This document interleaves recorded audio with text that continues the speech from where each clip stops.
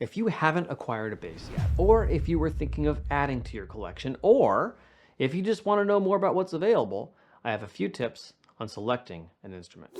One of the first, most basic things you should think about when buying a bass is how many strings do you want? If you don't know, then buy a 4-string. But if you're considering a 5 or a 6-string bass, I want you to know that there's a lot more bass to deal with there. Assume that each string that you add will be 50% more challenging than the previous set, making a 6-string bass over twice as hard as a 4-string bass. If you're playing a 5-string, that's probably 50% harder than a 4-string. And if you play a 6-string, that's probably 50% harder than a 5-string. But one of the rules that we will learn later on is that you should almost always be touching all of the strings all of the time. This is a much more daunting task when you get up to 5, 6, or more strings.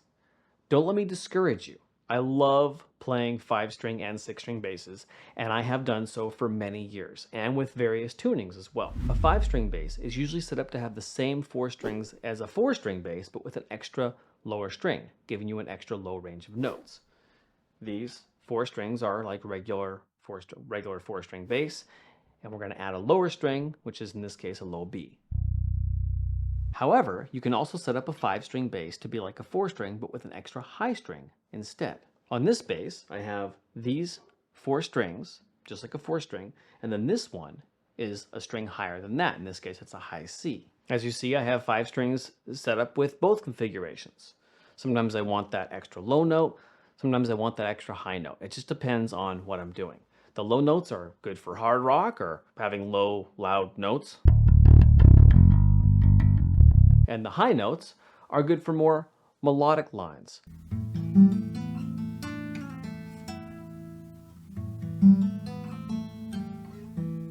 Six-string basses are generally set up like 4-string basses, except with a lower string and a higher string. This gives you the best of both worlds, a wider range of notes, but also the worst of both worlds, because you end up having to deal with those extra strings.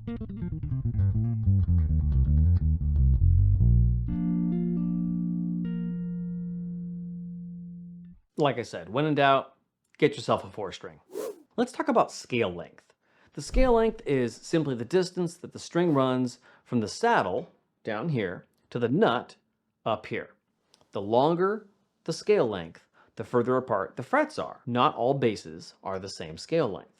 And when you increase the length of the scale, the distance that the string runs, then you end up increasing the distance of the frets at the lower end of the instrument. Most basses are a 34-inch scale length. This is standard, but you can also get 30 and 35 scales as well. Here I have a 34-inch scale bass, and here's a 35-inch scale bass. So here's the deal. The longer the scale length, the better the sound, generally speaking. A string's pitch, what note it makes, is based on 3 things: thickness, length, and tension. Lower notes are produced by thicker strings, looser strings, and longer strings. The more you increase those factors, the lower the note will be. That's why the tension must be increased on a higher gauge string, higher gauge being a thicker string. It makes a lower note because it's thicker, so you need to counteract that to get the note that you want by tightening the string, which increases the tension on the neck. That's the gauge. You also have the length of the string. That affects the note as well. So a longer scale length at the same tension will automatically have a lower note. Again, this means you will need to tighten the string a bit more on the longer scale to get the pitch of the note up to where you want it to be. For most purposes, a tighter string sounds better, but there's always a give and take in life, right? A longer scale length may give you a better sound, but it's a bigger stretch for the left hand. If you have long, nimble, flexible hands, then you should be able to adapt to a 35-inch scale just fine.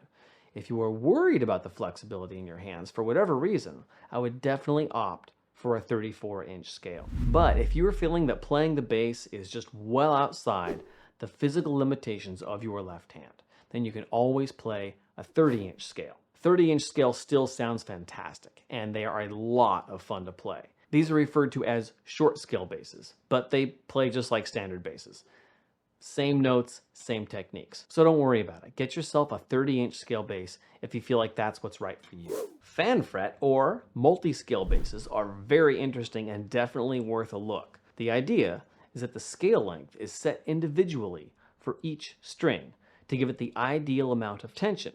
The low string is a 37-inch scale, while the high string is a 34-inch, while the other strings are spread out evenly between them, hence the term multi-scale. This can be an extra challenge on the left hand, especially on the low strings. If you have a 5 or 6 string bass with an extra low string, a low B, it makes that string sound much more effective on the multi-scale bass.